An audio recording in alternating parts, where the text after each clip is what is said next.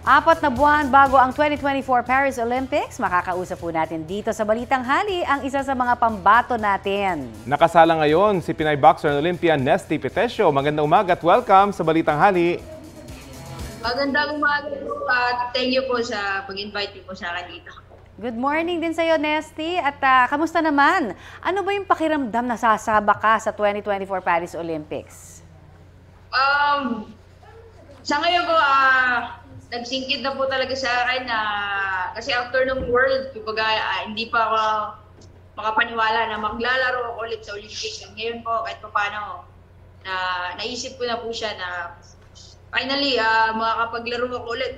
So, ang sarap po sa pakiramdam at sobrang blessed po na binigyan po ako ulit ng pagkakataon ni Lord na makalaro po sa Olympics at yun, ipakita sa buong mundo at dala-dala ang bansang Pilipinas po. Ang galing, hindi ba? At kaya nga gusto namin malaman talaga, pakikwento mo nga sa amin yung naging mga preparations mo naman para sa qualifying tournament sa Italy noong nakaraang linggo lang. Yes po, actually wala kaming Christmas break tsaka New Year's break. Talaga, sakripisyo talaga. Nag-invest po talaga kami para sa first Olympic qualifier po na doon sa Italy nga po. Nag-training kami abroad sa Australia, halos isang buwan din kami doon. Then sa Spain, isang buwan din kami halos at nag-compete din kami doon. Naglaro kami bago sumalang sa World Championship po. At grabe yung sakripisyo din talaga namin. Hindi lang para sa pangarap namin, para sa pamilya, para din po sa bayan. Veterana ka na sa Olympics, Nesty, no? Silver medalist ka sa 2020 Tokyo Olympics. May pressure ba na makamedal ulit at maka-gold sana dito sa Paris? Sobrang pressure. Actually, nung papalapit pa lang po yung Olympics, mag-start pa lang po kahit nung Asian Games, first qualifier po namin yun. Grabe na yung pressure sa akin. Kumbaga nandun yung nagduda ako sa sarili ko kung kaya ko pa ba, kung gusto ko pa ba. Andun talaga.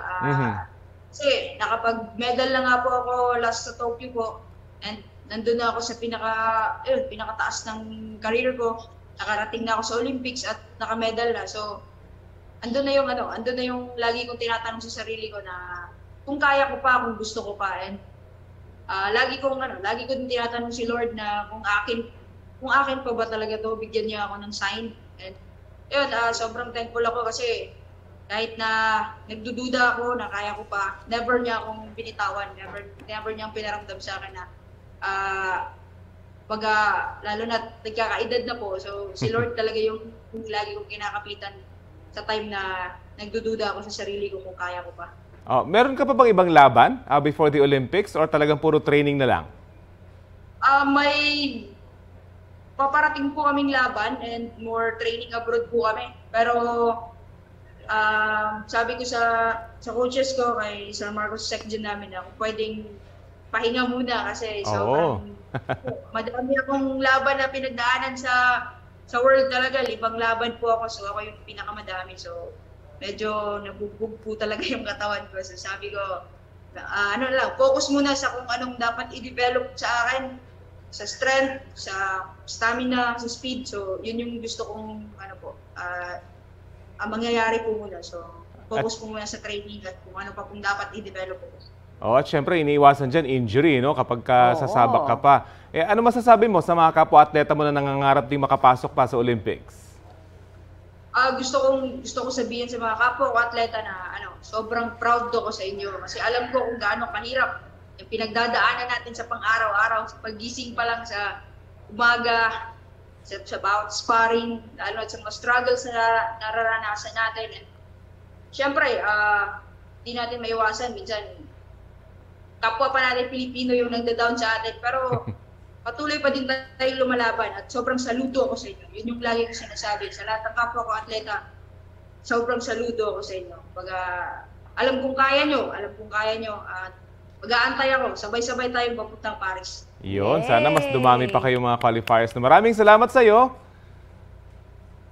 Thank you po, sir. Thank you. Thank you. Si 2024 Paris Olympics qualifier, Nesty Petesio. Kapuso, alamin ang maiinit na balita. Bisitahin at mag-subscribe sa GMA Integrated News sa YouTube. Sa mga kapuso abroad, samahan nyo kami sa GMA Pinoy TV at sa www.gmanews.tv.